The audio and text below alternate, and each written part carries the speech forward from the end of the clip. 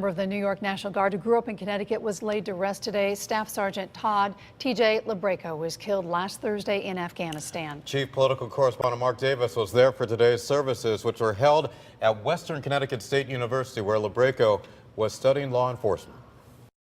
In addition to his own family, both of his parents are in the military. That's his sister carrying the flag behind him.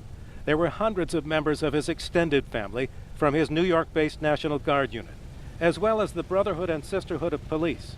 His father is also on the Stamford Police Force. The loss of Sergeant Labreco brings to 65 the number of Connecticut residents lost in battle since September 11, 2001. The 22-year-old was planning a career in law enforcement like his dad. But in a small arms attack on September 5 near Bagram Airfield in Afghanistan, Staff Sergeant T.J. Labreco gave his life in defense of his comrades.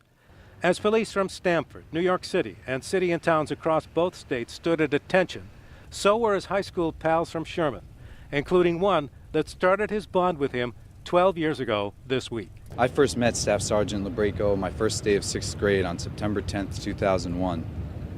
And who would know that the next day would be the events that led to his death today. All of his friends, part of the 9/11 generation, expressed similar feelings. When I got the news, I was just heartbroken.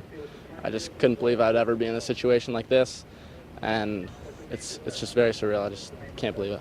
It just broke my heart to lose a good friend of mine, and my thoughts go out to the family as well. I grew up with him. He was my first best friend, and I also served in the National Guard, so I have kind of certain bonds. He was a great kid. He just had a grin that would just make you laugh. In Danbury.